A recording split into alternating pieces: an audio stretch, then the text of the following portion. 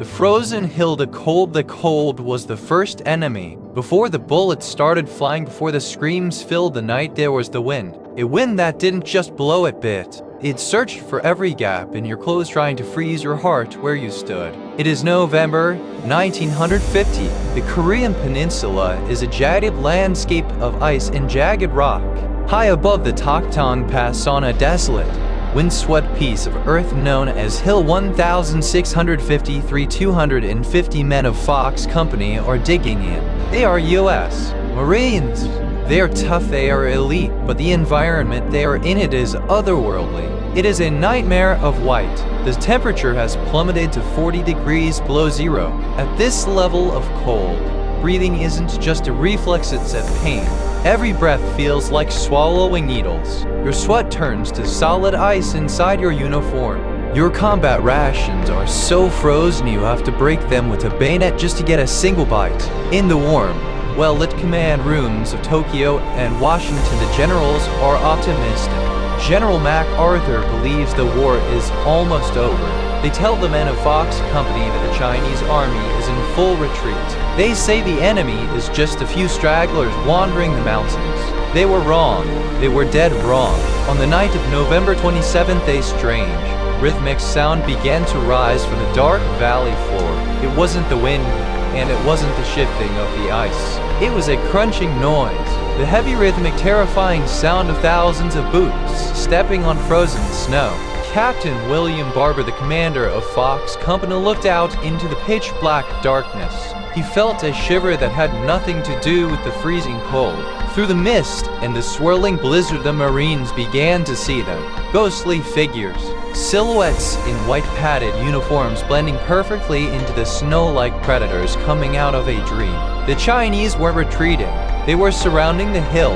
10,000 soldiers from the 59th Division were moving in total silence, closing the circle around the 250 Marines of Fox Company. Fox Company was a tiny island in a sea of white. If they lost this hill, if they broke the entire 1st Marine Division, 15,000 men would be trapped in the valley below and slaughtered. A young private gripped his M1 rifle. His fingers were so cold they felt like they would shatter like glass. He tried to pull the bolt back, but the oil had frozen solid. He looked at his sergeant, his eyes wide with a terrifying realization. "Sarge," he whispered, "I can't hear the wind anymore." The wind had died down, and in that heavy, suffocating silence, the first Chinese horn sounded, a high, lonely, haunting note that echoed off the frozen cliffs. Then came the whistles, hundreds of them. The trap was sprung. The night was about to turn red. The white wave, midnight. The world was a tomb of ice, and then the silence didn't just break, it shattered. It started with a single note, a high, piercing, metallic blast from a brass horn, then another, and then the whistles. Hundreds of wooden whistles screaming through the blizzard, a psychological weapon designed to freeze the blood of any man who heard them. The Marines on Hill 1653 looked out, and for a second, they thought the snow itself was moving. But it wasn't the snow. Emerging from the fog, from the ravines, and from the very slopes they were defending was a massive rolling white wave. 10,000 soldiers of the Chinese 9th Army, dressed in heavy white cotton uniforms, were sprinting up the hill. They were like ghosts rising from the frozen earth. 250 Americans against an entire division. The odds weren't just bad, they were impossible. It was 40-1. Open fire. The command echoed across the ridge and the night exploded. The Marines unleashed everything they had. Machine guns began to bark, their muzzles flashing bright orange against the blue darkness. Mortars coughed, sending shells into the white mass below. But the wave didn't stop. The Chinese soldiers were coming in human waves, shoulder to shoulder. When the first line was cut down by bullets, the second line simply stepped over the bodies. They weren't just attacking, they were flowing over the landscape. Then the first American crisis hit. In the extreme cold, the M1 rifles began to jam. The heavy machine guns, the backbone of the defense, started to sluggishly cycle and then stop. The specialized oil had turned into a thick, sticky paste. Marines were desperately slapping their weapons, urinating on the firing pins, doing anything to get a spark of life out of the frozen steel. Grenades were being thrown so fast the Marines' hands were bleeding, but even the grenades were failing. The pins were frozen shut. Soldiers had to pull them with their teeth, breaking molars just to stay alive. The Chinese reached the first line of foxholes. The battle was no longer about strategy, it was about survival. It was a chaotic, brutal, primitive struggle. Shadows clashing with shadows. The white wave had arrived and it was hungry. The tiny perimeter of Fox Company was shrinking as the mountain itself seemed to be trying to swallow them whole. Frozen steel, the machines were the first to die. In the brutal reality of Hill 1653, technology was a lie. The sophisticated weaponry of the most powerful army on Earth was being defeated by a simple physical fact: -40 degrees. The heavy Browning machine guns, the very heart of the Marine defense, began to cough and sputter and then silence. The lubricating oil had reached its freezing point, turning into a thick, black glue that paralyzed the firing pins. The Marines were frantic. They were striking their weapons with frozen boots, trying to jar the metal back to life. Some men were forced to urinate on their rifles, a desperate, last-second attempt to use the warmth of their own bodies to unfreeze the steel. But the cold was relentless. It didn't just kill the machines, it started to claim the men. If you touched the barrel of your weapon with a bare hand, the metal didn't just feel cold. It felt like fire. The steel would instantly fuse to your skin. If you pulled your hand away, the metal took your flesh with it. Soldiers were looking down at their bleeding palms, their skin literally peeled off by their own rifles. The Chinese wave was now inside the perimeter. With the guns failing, the battle turned primitive. It turned ancient. Through the blinding snow and the pitch-black night, the order was shouted from foxhole to foxhole: "Fix bayonets." The sound of 250 blades clicking onto rifle barrels echoed through the frozen air. There was no more room for bullets. This was now a war of muscle and bone.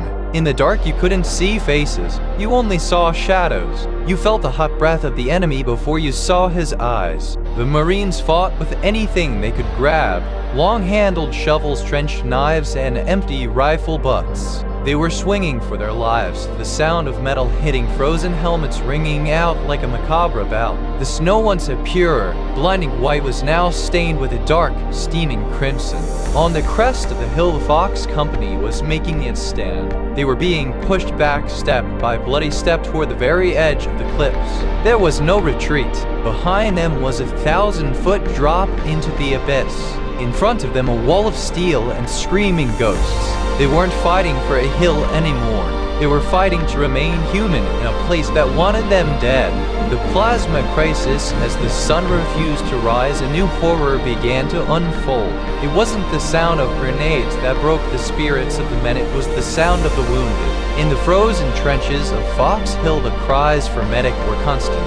But for the Navy corpsmen, the medics of the Marines, the battlefield was a place of impossible choices. They reached for their medical bags and found them useless. In the extreme cold, the laws of medicine had been rewritten.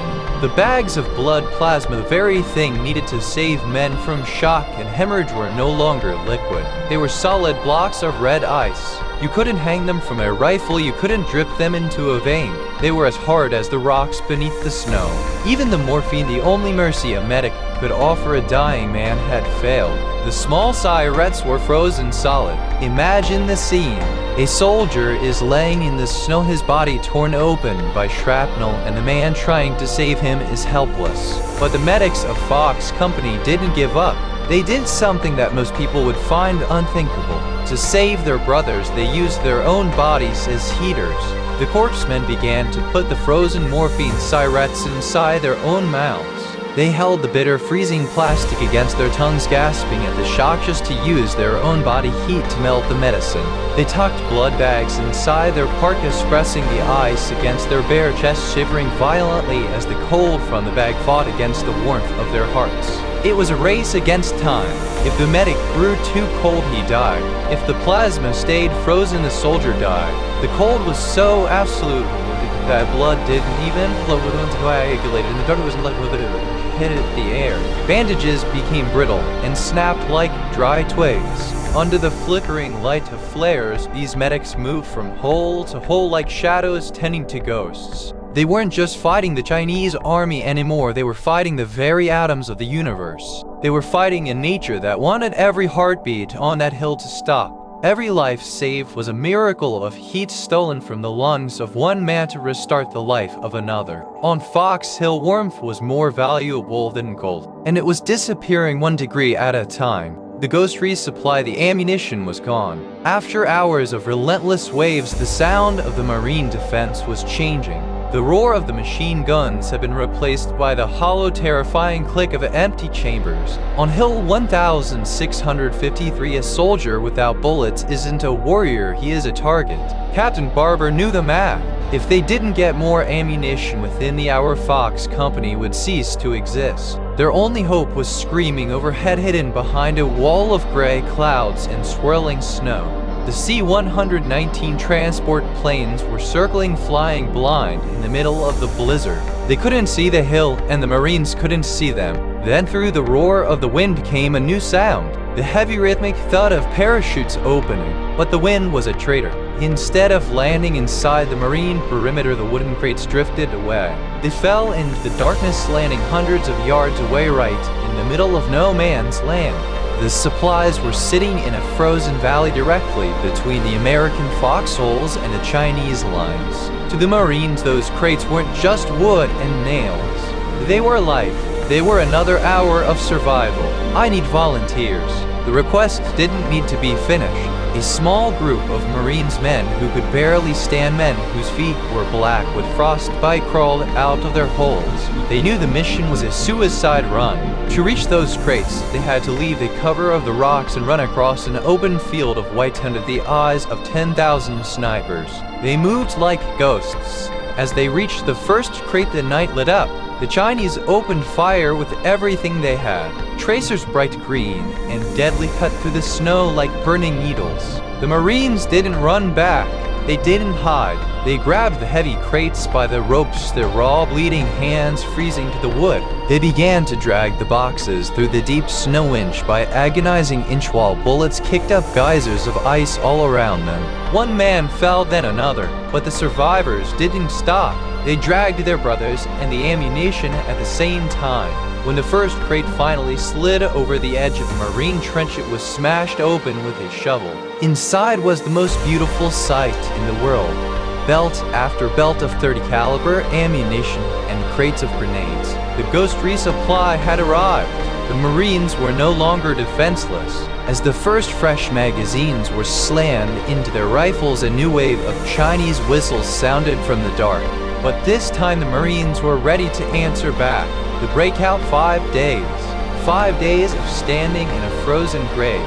The men of Fox Company were no longer the same soldiers who had climbed Hill 1653. They were shadows covered in a thick crust of ice, blood, and gunpowder. Out of the original 250 men, nearly every single one was wounded. Many were dead. To the outside world, to the generals in the rear, Fox Company was already a ghost story. They were presumed lost, but then the radio crackled to life. The order didn't tell them to wait for rescue. It told them to be the rescue. The entire 1st Marine Division was trapped in the valley below, and the only way out was through the Chinese lines that Fox Company was still holding.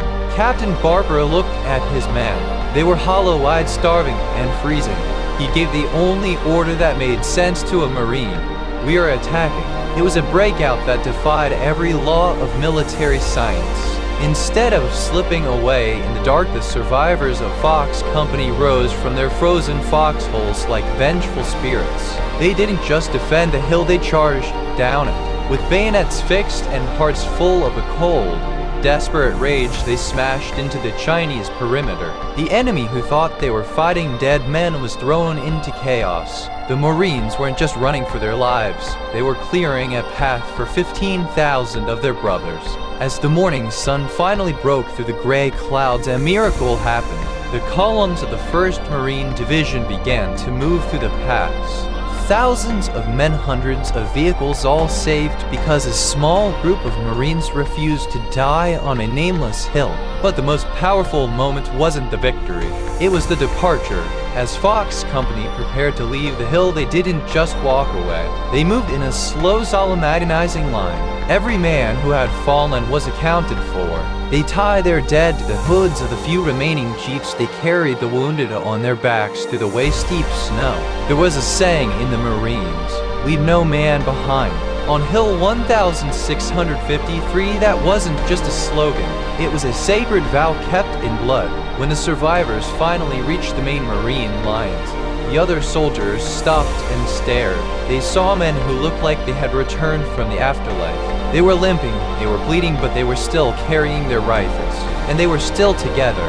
The Fox Company had survived the impossible. They had faced an army of 10,000 and a winter that could freeze the soul. They lost the skin from their hands and the blood from their veins, but they never lost their honor. In the history of war, victory isn't always about taking ground. Sometimes it's about refusing to give up your brothers. And on the frozen slopes of the Taktong Pass, the Fox Company became immortal.